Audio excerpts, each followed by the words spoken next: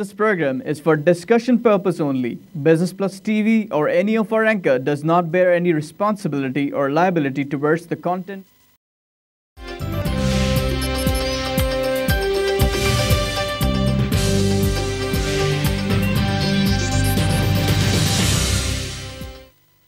Welcome to a post market show PSX hotline. I am your host Tariq Khan Javed. नाज़रीन, पाकिस्तान में ऐसा लगता है कि एक नई हिस्ट्री लिखी जा रही है, बिल्कुल एक डिफरेंट सिचुएशन क्रिएट होती हुई नज़र आ रही है और उसका रिफ्लेक्शन जो है वो स्टॉक मार्केट में पड़ रहा है। आज की मार्केट खुलते ही बिल्कुल तेज़ी से विद इन मिनट्स जो है इसने 590 पॉइंट का इजाफा रिकॉर्ड कर लिया। 52,340 के लेवल पे पहुंच गई। उसके थोड़े एक डेढ़ घंटे के अंदर हाईएस्ट एवर लेवल 845 प्लस का level 52,595। We have never seen this kind of levels ever in our history. उसके बाद थोड़ी बहुत नीचे ऊपर होती रही और फिर 800 प्लस पे आ गई। उसके बाद अभी जो है क्लोजिंग पे थोड़ी सेलिंग आई तो 636 प्लस पे क्लोज हो गए। 100 इंडेक्स 52,387 का लेवल। KC 30 में 401 का इजाफा 27,930 का लेवल और ऑल शेयर्स में 384 का लेवल 35,740 का लेवल। यानी अक्रॉस द बोर्ड इंक्रीज़ है, हर तरफ पॉजिटिविटी नज़र आ रही है। नेगेटिविटी जो थी वो लगता है पाकिस्तान से एक बैग गायब हो गई है। नाज़रीन, वॉल्यूम जो थे वो भी ठीक हैं। आज 78 बिलियन का काम हुआ 30 में और 147 का 100 में। ऑल शेयर्स को अगर देखी जाए तो 352 का लेवल। और कंपनीज़ की अगर बात की जाए तो टोटल कंपनीज़ 402 जिसमें काम हुआ, advancing 206, declining 180, unchanged 16। Volume leader Anglo Polymer आज वॉल्यूम लीडर है, अभी 35.9। दोस्त स्टील 19.53, इसके स्टार्ट होने की कोई ख़बर आ गई है और ये अपर लॉक पे भी है। Bank of Punjab x right 12 million का काम हुआ यहाँ पे, 13 विंट्रीन का हो गया ये। कराची इलेक्ट्रिक जो है उसमें 10 मिलियन का काम हुआ। एसगार्ड 9 में 9.7 का काम हुआ। टॉप गेनर्स में पाक टोबैको का नाम आ रहा है, 49 का इजाफा है। पाक नेशनल रिफाइनरी में 31, शील्ड कॉर्पोरेशन 26, हीरो पाक मोटर 24, पाक ऑयल फील्ड 23। टॉप लूजर्स में यूनिलीवर फूड है 250 minus, wreath Pakistan 41 minus, atlas battery 16 minus, Gandhara industries 14 minus, Indus motor 13 minus. नाज़रीन, जो पॉजिटिव न्यूज़ आ रही हैं उसमें एक तो ये कि पहली दफ़ा 250 पेजेस के एक डॉक्यूमेंट चाइना ने पहली दफ़ा रिलीज़ किया है सीपेक के बारे में, जिसमें बहुत सरप्राइजिंग बातें हैं। एक मकामी अखबार ने उसके कुछ हिस्से को समराइज़ किया है, थोड़े से चीज़ें बताई हैं। उसमें जो सबसे सरप्राइजिंग और प्लेजेंट बात यह है कि हम लोग जैसा समझ रहे थे कि ये सिर्फ रोड या इंडस्ट्री के लिए है, तो ऐसा बिल्कुल नहीं है। इनफैक्ट उसका जो मेजर एम्फेसिस थ्रस्ट है वो एग्रीकल्चर पे है। उस पर बहुत क्लियरली एक बात बताई गई है which is very very interesting and important also कि 50% पाकिस्तान का जो एग्रीकल्चर प्रोडक्शन है वो वेस्ट हो जाता है। हम लोग इसको 25% पे बात करते थे, लेकिन इस पेपर के मुताबिक जो कि बैंक ऑफ चाइना ने क्रिएट किया है, रिसर्च डिपार्टमेंट ने, 50% हमारी जो एग्रीकल्चर प्रोडक्शन है, चाहे वो दूध हो, चाहे वो सब्ज़ी हो, चाहे फल हो, चाहे अनाज हो, वो ज़ाया हो जाता है। तो अब चाइना कह रहा है कि हम मेजर एम्फेसिस देंगे कि इसको बचा लिया जाए और उसके लिए चाइनीज़ कंपनीज़ आएंगी, जगह जगह कोल्ड स्टोरेज एंड ये जो साइलोज़ वगैरह बनाएंगी। और उस पेपर में ये भी बताया गया कि बड़ी तादाद में चाइनीज़ आएंगे यहाँ और यहाँ पे चाइनीज़ कल्चर, चाइनीज़ लैंग्वेज को प्रमोट किया जाएगा। साथ ही साथ आज थोड़ी बहुत जो और डिटेल आई है वो ये है कि अब तक तो हम लोग बात कर रहे थे कि जी 50 बिलियन और 60 बिलियन, सिर्फ एक की जगह पे वो 50 बिलियन खर्च करने की बात कर रहे हैं। वो रिलेट करता है डैम से, और वो डैम भी कहाँ, जो स्कर्दू वगैरह का जो नॉर्दर्न एरिया है जहाँ से ये डैम शुरू होता है, वहाँ से वो लेकर आ रहे हैं।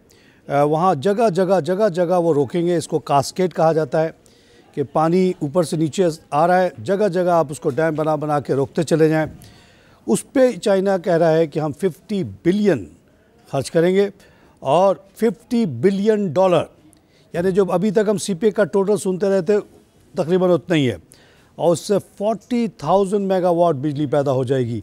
यानी ये हम बात करते हैं काला बाग वगैरह की बात ही नहीं है, ये सब ऊपर ऊपर ही हो जाएगा। तो इसी तरह की और चीज़ें हैं बड़ी सरप्राइजिंग हैं, which is creating a completely new image of the region. और उसके अलावा एक जो और बड़ी ख़बर है, वो इम्पोर्टेंट ख़बर जो रिलीज़ हुई है वो ये है कि चाइना का इंटेंशन है टू इन्वेस्ट 124 बिलियन रुपीज़ और न्यू सिल्क रोड। यानी ये जो पहाड़ी का गुच्छा है ऊपर हमारे नॉर्दर्न पाकिस्तान में, उसमें से रोड गुजार के वो चाइना को रशिया से भी लिंक करेंगे, ताजिकिस्तान को पाकिस्तान से लिंक करेंगे। और ये ज़ाहिर है बहुत एक्सपेंसिव प्रोजेक्ट, लेकिन जब ये लिंकेजेस क्रिएट हो जाएंगे, ये जो हडल्स हैं पहाड़ों के ऊपर हमारे, वो तो बहुत बड़ी तादाद में नॉर्थ से साउथ की तरफ जो है ट्रैफिक पाकिस्तान की तरफ आएगी। उसका फ़ायदा सबको होगा, और चाइना कह रहा है सबको चाहिए कि ज्वाइन कर लें। 124 billion is a very very big number. और ये जो चाइना कर रहा है वन बेल्ट वन रोड, वो उसका मकसद सिर्फ पाकिस्तान तो एक छोटा सा उसका हिस्सा है, वो अपने चाइना से यूरोप और हर तरफ अपने कनेक्टिविटी क्रिएट कर रहा है, shortcut through the roads by cutting all the mountains. तो ये बड़ी ख़बरें हैं जिसकी वजह से आप पॉजिटिविटी देखते हैं। विद इन द कंट्री मामलात सेटल होते चले गए। और आज जो है मैंने सुबह सुबह ट्विटर लिखा, जिस पे मैंने वो लिस्ट भेज दी है आप लोगों को, जिस पे जो पोटेंशियली ये MCSI इंडेक्स में आएंगे। उसमें जो मुझे अच्छी बात लगी कि उसमें कई छोटे शेयर्स हैं लेस देन 100 रुपीज़ के, जिनको मैंने शुरू से सपोर्ट किया 2009 से, और आज वो लिस्ट में देख के मुझे बड़ी खुशी हुई। उसमें हपको है, कैपको है, FFBL है, उसमें और जो मुझे पसंदीदा कंपनीज़ हैं उनमें बैंक ऑफ फलाह नज़र आ रहा है, उसमें जनाब पेल नज़र आ रहा है, पैकेजेस नज़र आ रहा है, और FCCL जो आपको याद होगा गिर गई थी फैक्ट्री, उसके बाद खड़ी हो गई। इस तरह के बहुत सारे छोटे शेयर्स भी उसमें शामिल हैं, और बड़े शेयर्स तो हैं ही। हबीब बैंक, UBL वगैरह तो अपनी जगह पे हैं ही, वहाँ पे एंग्रो है ही, OGDC है ही। तो उस लिस्ट को आप देख लें, उसी में अब ज़्यादा इन्वेस्टमेंट हो रही है। और शुक्र इस बात का है कि गोरे नहीं पाकिस्तानी इन्वेस्टमेंट कर रहे हैं बड़ी तादाद में, और उनको करना भी चाहिए कि जो रिटर्न पाकिस्तान में 2009 से लेकर अब तक हुआ है, दुनिया में कहीं नहीं हुआ। का क्यों आप अपना पैसा लेके जाएं पनामा या स्विट्ज़रलैंड, जहां आपको कुछ भी नहीं मिलेगा, ज़ीरो रिटर्न मिलेगा, और फिर जो आखिरत में जो पुछवाई होगी वो अलग है।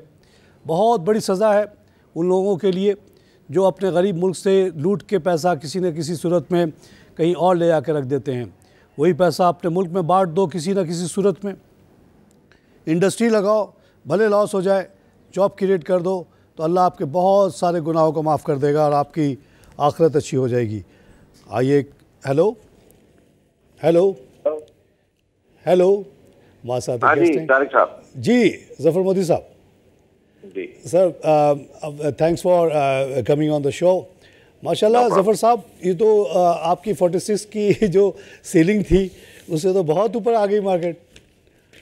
देखिए, ये जो MSCI ने जो इंडेक्स में आने का जो पुश किया है, वो इतना बड़ा उसका जंप मिला है कि बड़े बड़े एनालिस्ट जो थे वो हमसे ऑपोजिट जा रहे थे, वो बोल रहे थे मार्केट बबल है, मार्केट बबल है। आपको याद हो तो जिस दिन पनामा लीक का रिजल्ट आने का था, उससे एक दिन पहले ही मार्केट ने 46,000 के लेवल को, प्राइस फ्लोरिंग को टच किया था, उसको ब्रेक किया था। और उस टाइम हमारे पास पैनिक की सिचुएशन थी कि भाई ये मार्केट 46,000 को अगर मेंटेन नहीं कर सकी तो मुश्किल हो जाएगी। उधर उसी दिन एक दिन पहले पनामा का रिजल्ट है, एक दिन पहले 600 पॉइंट बढ़ी। फिर जिस टाइम ये आया पनामा का कि JIT और prime minister is here to stay, तो वो मार्केट ने एक पुश उसी दिन दिया जिसमें दोबारा 50,000 के लेवल को टच किया एक दिन के अंदर ही। और उसके बाद मार्केट ने दो बड़े फंड्स की एक्सट्रीम सेलिंग को भी अब्जॉर्व किया, ना सिर्फ अब्जॉर्व किया बल्कि उसको वो डैमेज को जो था डायरेक्शनलेस जो मार्केट थी उसको भी हैंडल किया। और अब आप देख रहे हैं कि हम ऑल टाइम हाई पे रिकॉर्ड लेवल पर पहुंचे हुए हैं। और उसमें जो आप अभी स्क्रिप्ट्स बता रहे थे, उन स्क्रिप्टों में सबसे ज्यादा गेम हो रही है, सबसे ज्यादा इन्वेस्टमेंट हो रही है, सबसे ज्यादा उसमें पॉजिटिविटी देखी जा रही है, जो MSCI में रिप्रेजेंट करेंगे पाकिस्तान स्टॉक एक्सचेंज। सर, ये क्या जो लिस्ट अभी सर्कुलेट हो रही है सोशल मीडिया पे, क्या ये हतमी है? आज कोई मीटिंग होने वाली थी फाइनलाइजेशन के लिए? जी, ये हतमी है। और देखिए ना, स्क्रिप्ट्स तो अगर 2 दिन बाद भी उसमें जाएंगे तो वो कोई ऐसा मसला नहीं है, क्योंकि 300 गुना फंड की मूवमेंट जो है फ्रंटियर इंडेक्स से बरक्स 300 गुना ज्यादा है इमर्जिंग मार्केट के इंडेक्स के अंदर। तो जाहिर है वो फंड जो इनएक्टिव थे कैपिटल मार्केट में, पाकिस्तान मार्केट में नहीं थे। कराची स्टॉक एक्सचेंज को 2008 के इंडेक्स को 2008 में निकाला गया, लो वॉल्यूम्स की वजह से फ्रंटियर इंडेक्स में डाला गया। वो सब बातें पुरानी हो जाएंगी और ये नया एक पॉजिटिव रन कंटिन्यूस रहेगा। सर, एक और जो पॉजिटिव खबर सुनने में आई वो ये कि फाइनली मार्जिन ट्रेडिंग के जो प्रोडक्ट है वो आप लोगों ने सब मिलजुल के शायद अप्रूव कर दिया है। It's about to be launched. ये वो तो बिल्कुल लॉन्च होने वाले हैं, लेकिन उसमें सबसे बड़ा मसला क्या आ जाता है कि वो प्रोडक्ट जो कैपिटल मार्केट में हमारे लोकल इन्वेस्टर्स को पसंद आए, उससे वो कंफर्टेबल हो, वो चलते हैं। अगर आप उसको अमेरिकनाइज्ड कर दें या उसको यूरोपियनाइज कर दें या ऑस्ट्रेलिया से एक प्रोडक्ट पिक किए है और दूसरा प्रोडक्ट थाईलैंड से पिक किए, ऐसे में वो प्रोडक्ट फिर चलता नहीं है।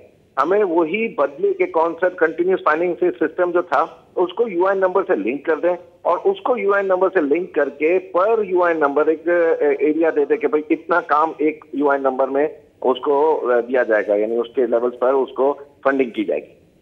अच्छा सर, 450 शेयर्स की बात हो रही है, इज इट ट्रू?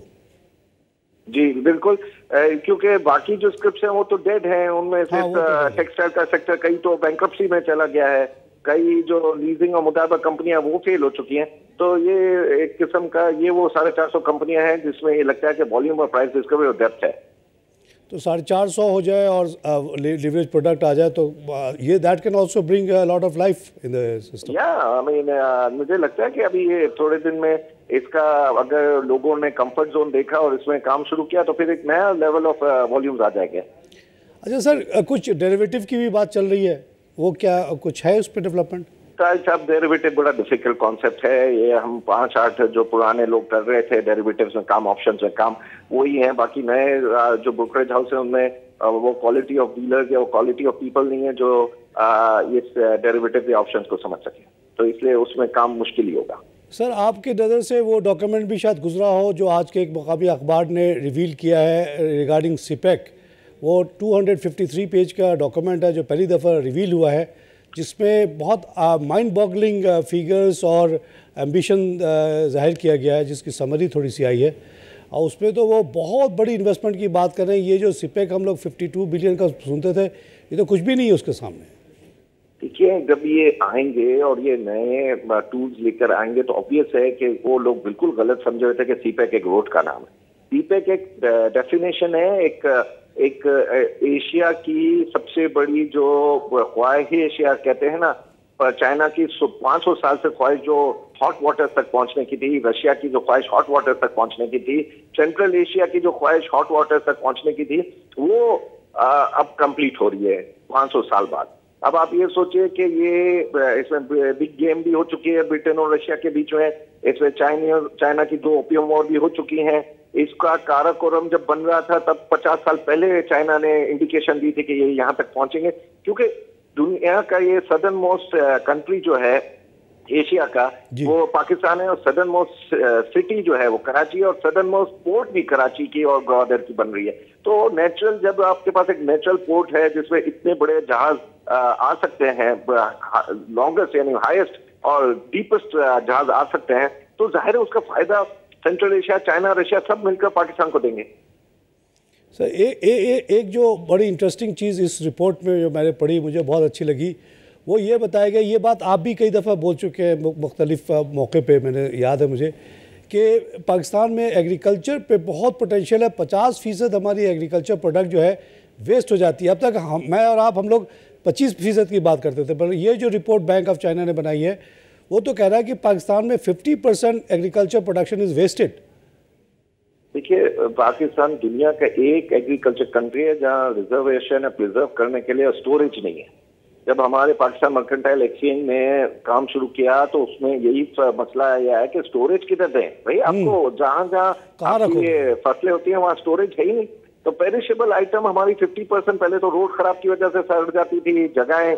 आज भी खैरपुर में बहुत बड़ी खजूर की जो होते हैं पैदा वो बिल्कुल सड़ जाते हैं, ऑरेंजेस सड़ते हैं, आपके वीट खराब होता है, आपके यहाँ कपास तक यानी उसमें ज़ाया हो जाती है बारिशों की वजह से और कई वजह से। तो ये तो इन्होंने आइडेंटिफाई को ऐसी नई चीज नहीं की जो हम और आपको नहीं पता हो, लेकिन अब इसको आइडेंटिफाई करके इसको प्रिजर्व करना है और इसको हैंडल करना है, ये देखते हैं चाइना किस लेवल तक कर सकता है। उस पर वो लिखा उन्होंने कि ज़ाहिर गवर्नमेंट ऑफ चाइना तो नहीं करेगी, आप हमारे प्राइवेट इंटरप्राइज को आने दें and they will try to preserve most of this 50% loss, and that will add huge amount of income for Pakistan and huge amount of income for the companies which will come and invest. तो ये तो win win situation है। देखिएगा कि जो agree base में कई मरतबा प्रॉब्लम आ जाती है वो प्रॉब्लम खत्म हो जाएगी और इंशाल्लाह हमारे को लगता है कि तो एग्री बेस लोग जो थे परेशान फिरते थे उनके ऊपर पानी का मसला, उनके ऊपर रिजर्वेशन का पानी का भी अभी तक कोई डैम नहीं बना है, तो उनको भी ये फायदा होगा। और वो जो कई मरतबा फसल पूरी खराब हो जाती थी तो फसल खराबी को हैंडल किया जाएगा और उसको प्रिजर्व किया जाएगा ताकि अगले 2 साल में फिर बेहतर हो जाए। सर इस रिपोर्ट में एक और बड़ी इंटरेस्टिंग बात यह है कि वो कह रहे हैं कि हमारे जो इंदस का नॉर्दर्न एरिया स्कर्दू वगैरह वहाँ कास्केड बनाएंगे, यानी एक के बाद एक डैम बनता चला जाएगा और हर पे बिजली पैदा होगी और वो तकरीबन 50 बिलियन इन्वेस्टमेंट की बात कर रहे हैं उसी जगह पे, यानी कि कालाबाग और नीचे की बात ही नहीं कर रहे, और उस पर 40,000 की कैपेसिटी है, 40,000 मेगावाट। दुनिया के फास्टेस्ट रिवर हमारे पास हैं, फास्टेस्ट है। कई एंटरप्रेन्योर्स ने कोशिश भी की थी कि कोई गांव को अपने फास्ट रिवर में पंचक्की स्टाइल में उसमें डालकर उधर इलेक्ट्रिसिटी पैदा की जाए। गवर्नमेंट की ना अपील ना यानी इस पर ध्यान ही नहीं है। जब वो दूसरी साइड पर बगलीहार और गंगा जमुना डैम बन रहे हैं तो हमारे यहाँ किसी को इस चीज पर ध्यान ही नहीं है। और जमात अली शाह एक वाटर कमिश्नर है जो गया और जाकर बोला कि बगलीहार में हमने 1 फुट उनसे कम करवा दिया है, पता नहीं कितने पैसे उसको मिले हैं इस बात का सेंटेंस कहने के लिए, और दुबई में ट्रेड हुई होगी इसके सौदा। लेकिन यहाँ पर तो डैम बनाने के लिए कोई ध्यान ही नहीं दे रहा है। मोदी साहब, ये सब बातें जो हम कह रहे हैं कि 50% या 25% एग्रीकल्चर का लॉस या ये पानी का पोटेंशियल जो है नॉर्दर्न रिवर्स में, सब के लिए पैसे बहुत चाहिए और इत्तेफाक से अब चाइना के पास पैसा बहुत है, 3000 बिलियन पे बैठा हुआ है वो, और मेरे ख्याल में पाकिस्तान में इन्वेस्टमेंट उसको बहुत अच्छी लग रही है। वो कहीं दुनिया में रखता है तो उसको 25% ज़्यादा तो रिटर्न नहीं मिलता। देखिए, चाइना को एक बात जो बार बार पाकिस्तानी भूल जाते हैं कि सीपैक में चाइना का बड़ा फेवर है, चाइना को ये रूट जरूरत है, चाइना के स्टेबिलिटी के लिए भी ये रूट जरूरी है। हमारे मुल्क में तो ये अब हो जाएगा कि बलूचिस्तान में और ये जो टेररिज्म की एक्टिविटी होती थी उनको पूरी तरह खत्म कर दिया जाएगा, सिर्फ इसलिए कि ये रूट उसके छूट जाएगा। ज़फर साहब, बहुत बहुत शुक्रिया आपके कंट्रीब्यूशन का, और हमेशा आपसे बहुत कुछ सीखने को मिलता है। ये ज़फ़र मोती साहब एक बड़े एनालिस्ट, बड़े नाम माने जाते हैं फील्ड के, और वो ख़ुद कह रहे हैं कि ये हमें अच्छी तरह याद है 46,000 का ये हमें दिलासा देते थे कि 46 से नीचे नहीं जाएगी, और 19 तारीख को 46 जब टूटी तो ज़फ़र साहब भी हिल गए, मैं भी हिल गया, और उसके बाद मगर माशाल्लाह अल्लाह ने बड़ी करम किया कि आज हम इस लेवल पे बैठे हैं। और अब ये कह रहे हैं कि बहुत सारे क्योंकि ट्रिगर्स आ गए इसलिए ये लेवल सस्टेन होता हुआ नज़र आ रहा है, मार्जिन ट्रेडिंग का प्रोडक्ट आ रहा है और चीज़ें आ रही हैं। और ये जैसे हमने अभी बातें की, माइंड बॉगलिंग रिपोर्ट है जनाब, किसी के पास टाइम है और कैपेसिटी है तो ये 253 पेज को ज़रूर पढ़ ले। That will define the future of this region, चाहे वो एग्रीकल्चर हो, चाहे वो पावर हो। We are looking at a very very different Asia, जहाँ पे चाइना, रशिया, ताजिकिस्तान, सारे के सारे मुल्क जो नॉर्दर्न पहाड़ों से रुकावट थी वो काटते हुए कनेक्ट हो जाएंगे। और जैसा ज़फ़र मोती साहब ने कहा कि साउदर्न मोस्ट पोर्ट इस रीजन का कौन है, चाइना या कराची है या गवादर है, तो क्यों नहीं ये इन्होंने बड़ी ज़बरदस्त बात कही, हिस्ट्री की भी बहुत ज़फ़र साहब को अच्छी वो है दस्तरस है। 500 साल का पुराना ख्वाब अब इस दौर में जबकि टेक्नोलॉजी बहुत एडवांस हो चुकी है और इत्तेफाक से चाइना जो है $3000 बिलियन के रिज़र्व पे बैठा है, और उसकी समझ में नहीं आती कि उसको लगाए कहाँ, क्योंकि यूरोप में लगाए, अमेरिका में लगाए आधा फीसद लेके क्या करना भाई, लगा दो पाकिस्तान में, कुछ फ़ायदा ही हो जाए। ये जो एग्रीकल्चर की बात हो रही है, अगर 50% एग्रीकल्चर वेस्ट रुक जाए तो आप सोचिए कि हमारी तो GDP डबल हो गई। साथ साथ जो कंपनी आएंगी चाइना की इन्वेस्ट करने, उनको भी बड़े न्यारे होंगे, तो विन विन सिचुएशन है।